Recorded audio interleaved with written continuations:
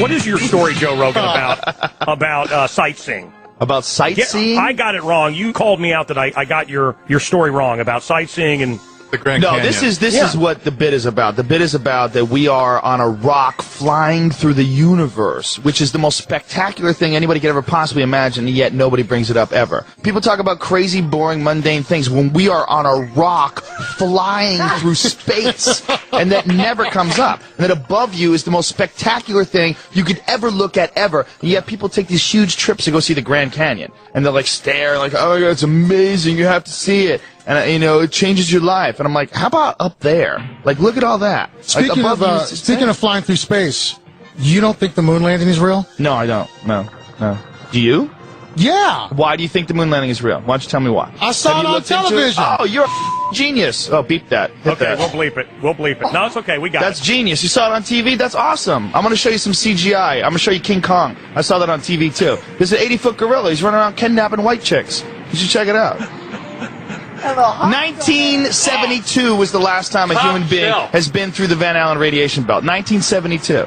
That's the last time. There's been only 7 trips ever that human beings have ever gone past 400 miles. Every single space station mission, every space shuttle, every satellite, all of those are inside the protective Van Allen radiation belts, which start at 1,000 miles. They go from 1,000 miles to, depending on who you ask, if you ask NASA, 24,000 miles. If you ask James Van Allen, the guy who discovered it, it's 67,000 miles of intense radiation that's in a gigantic donut band that covers around the Earth. Now, even if you got outside of that band, you have to deal with solar cycles. There's the apex of a 20-year solar cycle was between 1969 and 1972. All the time when these guys are making those missions. Any one of those guys out there in those tiny little aluminum shielded crafts would have been killed instantly during any solar flare. Why fake it? Thank you, Colin.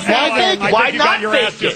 You should open with that. If you look at any of the footage online, it looks ridiculous. It looks stupid. If you look at the videos, it looks ridiculous and dumb. You know why? Because in 1969, nobody anticipated that we were going to have VCRs and the internet. We were going to be able to watch that. They wanted to win the Cold War. The Soviet Union's had over 10 firsts in space. First man in space, first woman in space, they had everything. First dog in space. They had first satellite. They were so much more advanced than the Americans were. But the Americans were more advanced in trickery. And that's what they did. They figured out a way to fake it. That's why when Neil Armstrong got back, first of all, he went insane. They went into a deep depression. So did Buzz Aldrin. He became a huge alcoholic. He gave no interviews. Neil Armstrong still to this day will not give interviews. He gave one speech that he gave at the 25th anniversary of the moon landing. And this is what he said in front of America's best honor students. He said, "We have here amongst us America's best and brightest." And the quote was, "You will achieve many great things if you could peel away one of truth's hidden layers." That's a speech this guy gives standing in front of the top honor students of the country. Not, "I went to the moon." He doesn't say that. He gives this cryptic speech. Now, Bill Clinton, in page 100, I think it's 156 of his book, My Life, he gives this story about how when he was a kid, he was working with this carpenter. And this carpenter said, you know, "I don't believe man landed on the moon." It was 3 months after the moon landing. And he said, "I thought that guy was ridiculous." He said, "You know what? I don't believe anything those TV fellows show you." He said, "After 8 years in the White House, I thought maybe that guy was ahead of his time." Wow. This is in Bill Clinton's autobiography. Wow. This is in his book.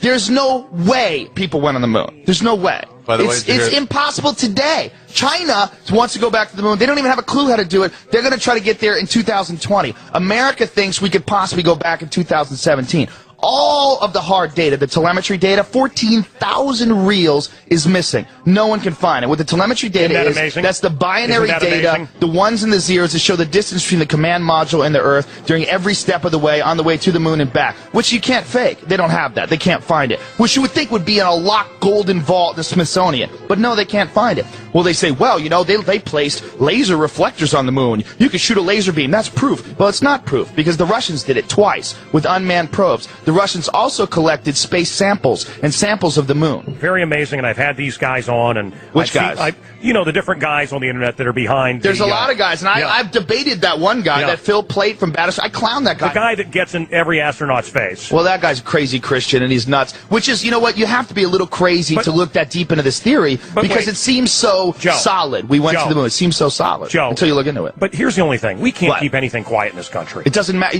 No one's keeping it quiet. Everybody you go look at it. The astronauts, I mean, those guys are afraid of their lives. Gus Grisham, the pilot who was the guy who died on the launch pad along with two of his friends, he was a public critic of NASA. He put a lemon, he hung it on the simulator, put a lemon and put it on a hanger and hung it. He was dead in that same cockpit. He died like 2 weeks later. He burned to death inside of that. They were terrified. This is a matter of life and death. These guys were in the middle of a huge Cold War between Russia, and they wanted to show that America had technological superiority. The race to the moon landing, all that stuff is not about going to the moon and collecting things. It's about military superiority. It's about the ability to do things with military technology. All that stuff they use for NASA, all the stuff they use for the stealth bomber, the space shuttle, all those missions, it's not for philanthropy missions. That's to fuel the military-industrial complex. The machine behind this is all the military. And getting to the moon first is making a statement that we have military technological superiority over Russia, and that's what they did. Is Bigfoot real? I don't know. You tell me. You got a pretty If you good, look into it, man, the more you look into it, look, every photograph of the moon looks goofy. There's intersecting shadows that show more than one light source, and you could try to explain any one of these things away, which many people do. But the problem is when you look at them all together. Joe, we're not on for 10 hours. Man cow.